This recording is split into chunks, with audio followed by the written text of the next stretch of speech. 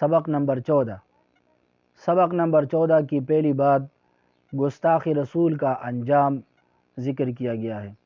سورۃ اللہب میں تبت یدا ابی لہب و تب، جب ابو لہب نے گستاخانہ کلام کہا اور کہا آپ صلی اللہ علیہ وسلم سے تبا لک سائر الیوم الہذا جماعتنا، تمہارے لیے ہلاکت ہو، نعوذ باللہ۔ تو آپ صلی اللہ علیہ وسلم کی دفاع کے طور پر اللہ نے یہ الفاظ اور جملہ کلام نازل فرمایا، تبت یدا ابی لہب و تب۔ لہذا گستاخ رسول کا انجام وہ اس میں ذکر کیا گیا ہے۔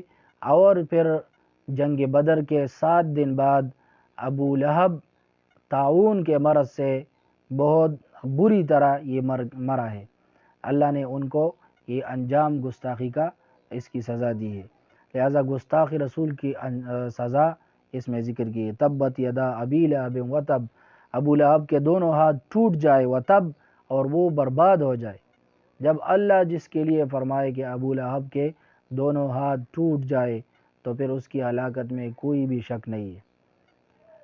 نمبر 2، سنن نسائی کتاب صفت الصلاۃ، باب موضع الابہامین عند الرفع، اس میں حدیث مبارک ہے کہ عن عبد الجبار ابن وائل عن ابیہ انہ رأى النبی صلی اللہ علیہ وسلم، عبد الجبار ابن وائل اپنے والد حضرت وائل ابن حجر رضی اللہ تعالیٰ عنہ سے روایت کرتے ہیں کہ انہوں نے آپ صلی اللہ علیہ وسلم کو دیکھا اذا افتتح الصلاۃ رفع یدیہ، جب آپ صلی اللہ علیہ وسلم نماز شروع فرماتے تو آپ صلی اللہ علیہ وسلم اپنے ہاتھ مبارک اٹھاتے، حتی تکاد ابہامہ تحاذی شحمۃ اذنیہ، کہ آپ صلی اللہ علیہ وسلم کے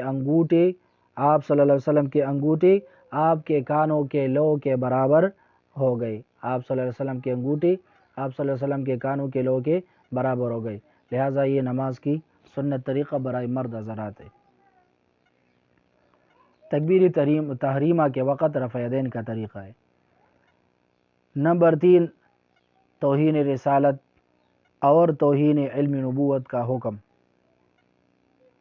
انبیاء کرام میں سے کسی بھی نبی کی شان میں کسی بھی طرح کی گستاخی اور بے ادبی کرنا یا گستاخی اور بے ادبی کو جائز سمجھنا یہ کفر ہے۔ بے ادبی کرنا یا بے ادبی اور گستاخی کو جائز سمجھنا یہ کفر ہے۔ مثلا آپ صلی اللہ علیہ وسلم کے لیے صرف اتنی فضیلت کا قائل ہو جائے کہ جتنے بڑے بھائی کو چھوٹے بھائی پر فضیلت ہے تو یہ کفر ہے اور بے دینی ہے۔ اسی طرح توہین علم نبوت، اس بات کا قائل ہونا کہ فلاں شخص کا علم حضور صلی اللہ علیہ وسلم کے علم سے زیادہ ہے، یا علوم نبوت یعنی علم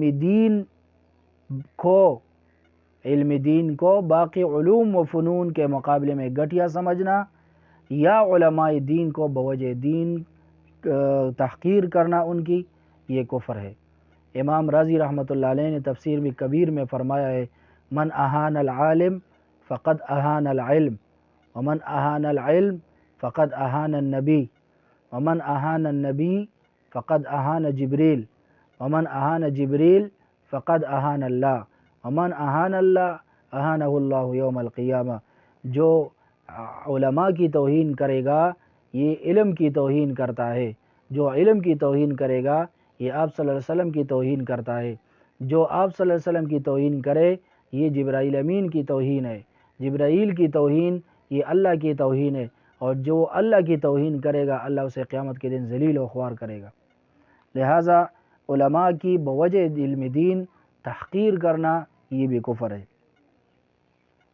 نمبر 4، فرائض کا بیان، نماز کے فرائض کا بیان۔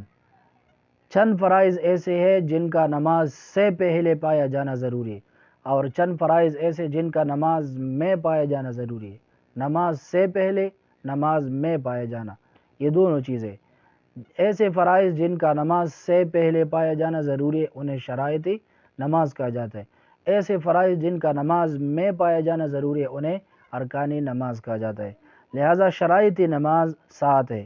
نمبر 1، جسم کا پاک ہونا نماز کے لیے شرط ہے۔